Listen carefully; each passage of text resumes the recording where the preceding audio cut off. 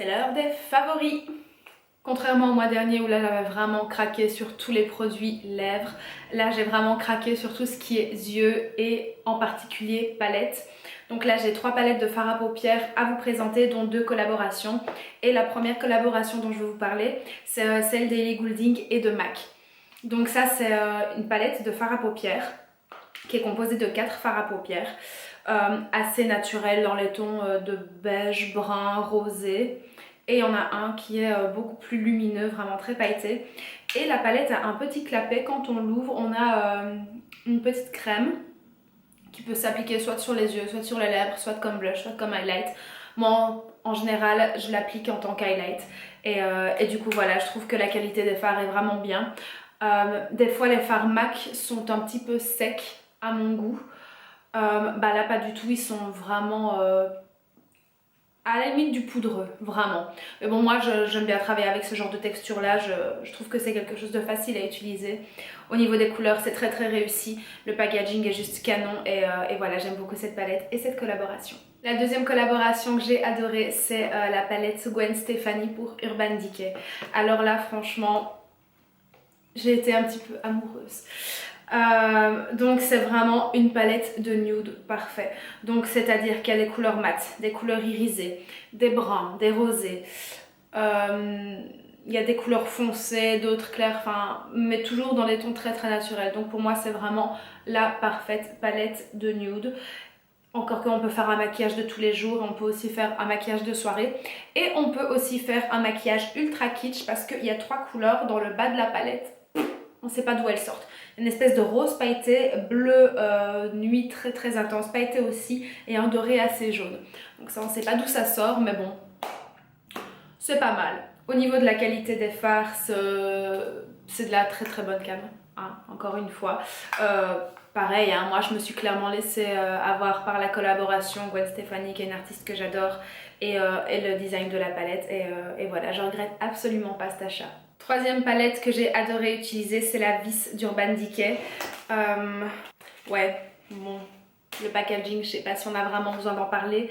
Il est juste magnifique. Enfin, franchement, même si les fards à paupières ne m'avaient pas attiré plus que ça, je pense que je l'aurais pris juste pour le design de la palette. En ce qui concerne la palette, elle a vraiment un super grand miroir. Alors, j'ai pas l'habitude de maquiller avec les miroirs des palettes. Je préfère le faire dans un miroir normal, très clairement. Mais pour le coup, celui-là, il m'a vraiment interpellée. Il est super pratique pour partir en voyage ou quoi. Et par contre, là, je sais pas si c'est vraiment une palette que je prendrais pour partir en voyage.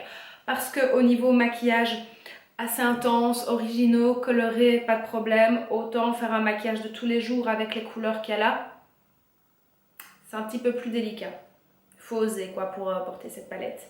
Mais voilà, la pigmentation des couleurs est magnifique, les couleurs sont magnifiques. Ça me donne des idées de maquillage vraiment. Quand je vois cette palette, je me dis oh purée, je vais associer ça avec ça. Enfin franchement, limite je rigole toute seule quand je la regarde tellement ça m'éclate. Dernier produit yeux que j'ai découvert et que j'ai adoré, ce sont des faux cils de chez MAC. Ce sont les numéros 7. Ouais, les numéros 7. Donc les voici, les voilà. Alors au début je pensais sincèrement que les faux cils qui avaient cette forme là ne m'iraient pas du tout. Parce que j'ai vraiment l'habitude de porter des faux cils qui sont beaucoup plus courts à l'intérieur de l'œil qu'à l'extérieur de l'œil, si vous voyez ce que je veux dire. Enfin j'aime vraiment bien l'effet œil en amande et du coup avec des faux cils comme ça, j'aimais pas trop mes yeux. Et c'est mon collègue en fait qui m'a dit mais si vas-y porte-les avec un maquillage clair. Sur la paupière mobile, pas un smoky eyes ou ce genre de maquillage, mais vraiment un maquillage lumineux, un peu comme ce que j'ai aujourd'hui. C'est super chouette parce qu'on voit les petites pointes des cils qui ressortent et ça fait vraiment un super regard. Et de fait, j'ai essayé et j'ai adoré et j'en suis fan. Ce sont des faux cils vraiment que je porte pas pour aller en soirée parce qu'en soirée, ouais voilà, j'aime bien avoir un maquillage un peu plus chargé. Ça c'est vraiment super naturel, c'est très délicat et c'est vraiment canon. Dernier produit make-up que je vais vous présenter, c'est un blush de chez MAC et c'est le blush Mocha. Alors au niveau de la couleur, c'est une couleur qui est mate. C'est un rose, mais pas un rose trop pétant, trop flash. C'est un rose qui contient pas mal de beige, du coup c'est assez soft. Et voilà, j'aime beaucoup pour tous les jours, je suis vraiment dans ma phase Et j'aime le rose un petit peu beige comme ça. Et non, franchement, je trouve que c'est un super blush et je suis très contente de l'avoir. Alors maintenant, je passe aux produits soins et je me rends compte qu'il n'y a que des produits de chez Body Shop que j'ai à vous montrer. J'ai vraiment fait une razzia, un gros craquage.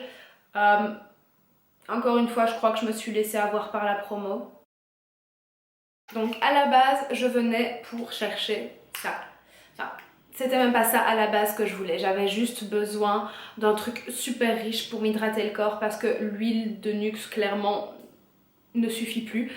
Et donc voilà, je savais bien que la gamme beurre de karité chez Body Shop est vraiment ultra riche. Et du coup, je venais pour prendre ce pot-là.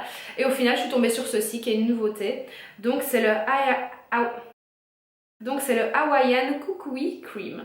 Donc le kukui, je sais bien que c'est un composant qui est assez riche, qui est assez hydratant. Du coup, c'est pas mal. Dès que j'ai vu ça, je me suis dit ah. Et donc oui, voilà, crème riche, nourrissante. Donc je me suis dit ok, c'est juste ce que je cherche et ça va me permettre de changer. Bon, le packaging m'a un petit peu attirée aussi. Et au niveau de l'odeur, oh, je ne sais pas comment je vais encore pouvoir vous décrire ça. C'est une odeur assez fraîche,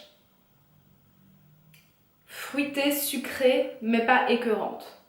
De toute façon, je déteste tout ce qui est écœurant ou qui sent trop la fraise ou la vanille. Enfin, vraiment, là, c'est un petit peu plus recherché comme odeur et c'est vraiment super chouette. C'est très agréable quand on le met sur le corps parce que l'odeur reste et dès qu'on fait un mouvement, on a encore le vent du produit qui arrive et non, c'est chouette, j'aime bien. Donc à la base, je venais pour ça et je me suis laissée tenter par un masque. Là, c'est le masque nettoyant clarifiant à l'argile parce que j'avais terminé mon argile et je ne voulais plus racheter d'argile parce que j'aime pas en fait le fait que ça sèche, qu'il faut tout le temps réhumidifier ce masque. Et bon voilà, ça me gavait, du coup j'avais envie de quelque chose de plus pratique et je sais bien aussi que le thé vert, l'arbre à thé plutôt, pardon, est réputé pour être assez absorbant au niveau du sébum.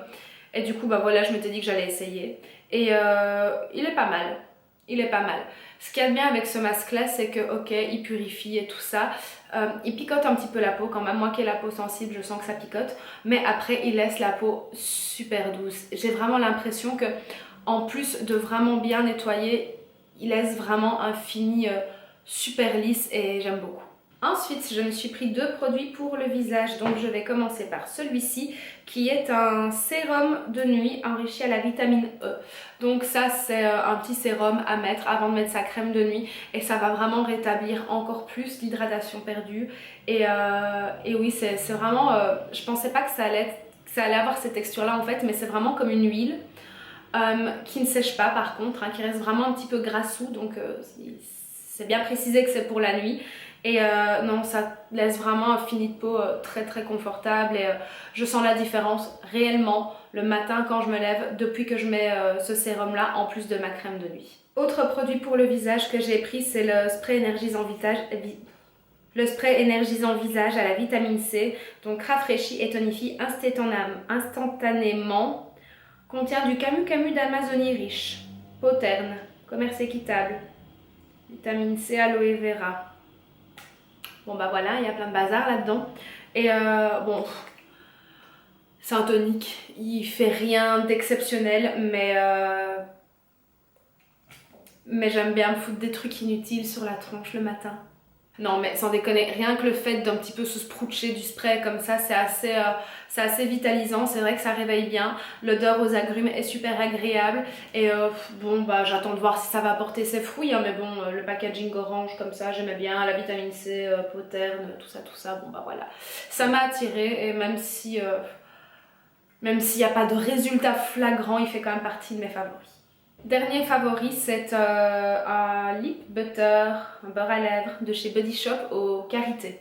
Alors, moi, mes lèvres, soit j'ai du rouge à lèvres la journée, soit je mets de l'homéoplasmine parce que mes lèvres sont ultra sèches, c'est une catastrophe, j'ai jamais vu ça de ma vie.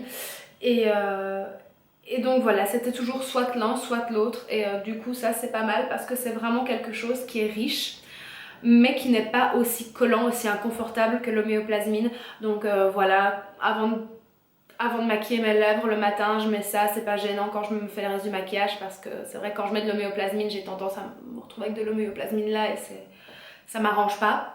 Donc non, vraiment, il est très très gras, il est super confortable, l'odeur est super chouette, donc voilà, ça fait partie de mes favoris. J'avais dit que c'était mon dernier favori, mais non, ça ne l'est pas. Mon dernier favori est un favori assez particulier. Je ne sais pas si on peut le mettre dans la catégorie random. Vous m'en direz des nouvelles. Dans quelle catégorie est-ce que je mets ça, hein? Donc voilà, ça c'est Sansa. C'est c'est un petit chat, hein, au cas où vous ne l'auriez pas remarqué. C'est un British Short Hair, elle a 3 mois.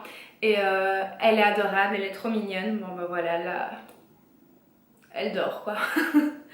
Non, franchement, ça me fait du bien d'avoir un petit peu de compagnie dans mon appartement. Et ce chat est juste génial. Donc en gros, les caractéristiques du British Short Hair, c'est vraiment un chat qui est très très affectueux, qui est très très attaché à son maître, qui est assez solitaire. Donc voilà, pour les gens qui sont en appartement et qui travaillent et où il n'y a pas une grande famille ou quoi, bah, c'est bien parce que le chat il est tranquille, il est cool et ça le dérange pas.